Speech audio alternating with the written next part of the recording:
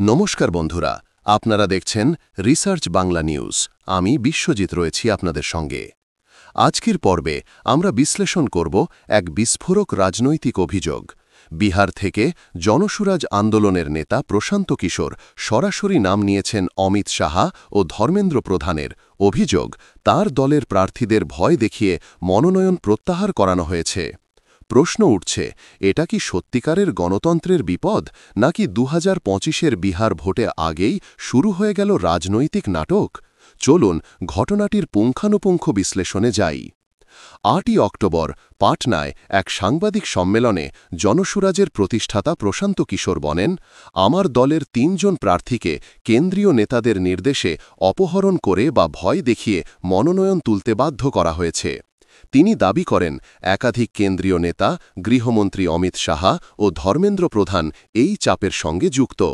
তার সঙ্গে প্রশান্ত কিশোর প্রকাশ্যে ছবি ও বিবরণ দেখান, যেখানে দেখা যায় তার প্রার্থীরা মনোনয়ন দাখিলের পর হঠাৎ নিখোঁজ বা ফিরে এসে ফর্ম প্রত্যাহার করে নিচ্ছেন।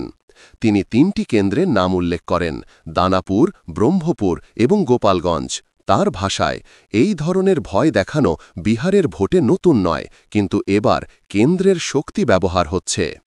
ইন্ডিয়ান এক্সপ্রেস, এনডিটিভি এবং হিন্দুস্তান টাইমসের রিপোর্ট অনুযায়ী সত্যিই এই 3টি এলাকায় জনসুরাজ প্রার্থীরা মনোনয়ন প্রত্যাহার করেছেন। এনডিটিভি রিপোর্ট করেছে, গোপালগঞ্জে জনসুরাজের প্রার্থী প্রেস কনফারেন্সে উপস্থিত ছিলেন না এবং পরদিন ইসি অফিসে ফর্ম তুলে নিয়েছেন। ইন্ডিয়ান এক্সপ্রেস লিখেছে, পিকেএর দলের শীর্ষ নেতারা দাবি করেছেন, কিছু প্রার্থীকে অচেনা গাড়িতে তুলে নেওয়া হয়েছিল এবং পরে ফোন বন্ধ হয়ে যায়। তবে এই মুহূর্তে কোনো পুলিশ অভিযোগ বা এফআইআর জনসম্মুখে প্রকাশ পায়নি, অর্থাৎ ঘটনাটি রাজনৈতিক অভিযোগের পর্যায়ে, এখনও আইনি তদন্তের পর্যায়ে যায়নি। এখন আসি বিজেপির প্রতিক্রিয়ায়।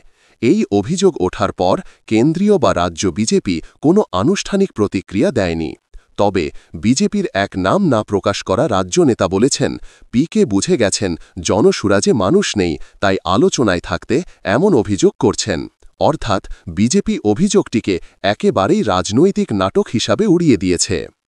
ঘটনাটিকে পুরোপুরি বুঝতে গেলে বিহারের এসআইআর বা স্পেশাল ইন্টেন্সিভ রিভিশন ভোটার তালিকার বিতর্ক জানা জরুরি।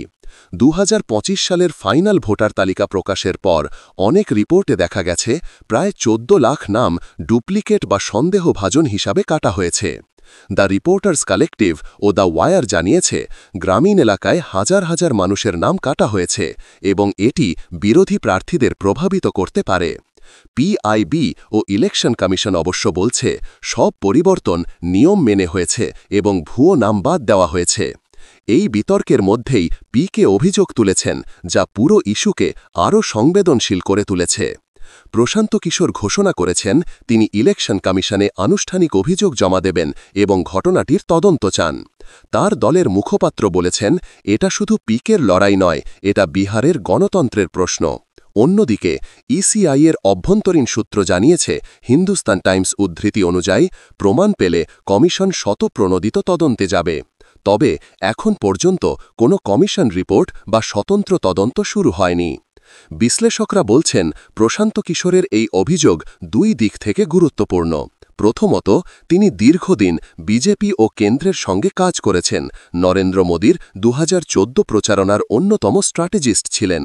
সেই তিনি এখন বিজেপির বিরুদ্ধে এই ধরনের অভিযোগ তুলছেন, এটা রাজনৈতিক প্রতীকবাহী। দ্বিতীয়ত, বিহারে এই অভিযোগ উঠছে এমন সময়ে যখন ইন্ডিয়া জোট আসন ভাগাভাগি সম্পন্ন করেছে এবং এনডিএর ভেতরেও টানাপোড়েন দেখা যাচ্ছে, বিশেষ করে নীতিশ কুমার বনাম বিজেপি। অর্থাৎ এই অভিযোগ ইন্ডিয়া অ্যালায়েন্সের রাজনৈতিকভাবে ফায়দা তুলতে সাহায্য করতে পারে এবং বিজেপিকে প্রতিরক্ষার মোড়ে ঠেলে দিতে পারে। তাহলে সারমর্ম কি দাঁড়াচ্ছে? প্রশান্ত কিশোর প্রকাশ্যে অভিযোগ তুলেছেন, তার দলের 3 জন প্রার্থীকে কেন্দ্রীয় প্রভাব খাটিয়ে মনোনয়ন তুলতে বাধ্য করা হয়েছে। কিছু প্রার্থী সত্যিই মনোনয়ন তুলেছেন, তবে অপহরণ বা শারীরিক ভয় দেখানোর প্রমাণ এখনও স্পষ্ট নয়। বিজেপি এই অভিযোগ নাকচ করেছে আর ইলেকশন কমিশন এখনও তদন্ত শুরু করেনি। অর্থাৎ এখনও এটি রাজনৈতিক অভিযোগের স্তরে, তবে ভবিষ্যতে ইসিআই তদন্ত বা আদালতীয় অনুসন্ধান হলে এটি হতে পারে 2025 বিহার ভোটের সবচেয়ে আলোচিত অধ্যায়। বন্ধুরা, এ বিষয়ে আপনারা কি মনে কমেন্টে অবশ্যই জানাবেন এবং আমাদের বিশ্লেষণ ভালো লাগলে রিসার্চ বাংলা নিউজ ইউটিউব চ্যানেলটিকে সাবস্ক্রাইব করে আমাদের পাশে থাকুন। আর আপনি চাইলে জয়েন বাটনে ক্লিক করে আমাদের পরিবারের অংশ হন। আমি বিশ্বজিৎ আজ এখানেই শেষ করছি। আবার দেখা হবে পরের পর্বে, যেখানে সত্যি রাজনীতির পর্দার আড়ালের গল্প উন্মোচন করি। ধন্যবাদ। জয় হিন্দ। সত্যমেব জয়তে।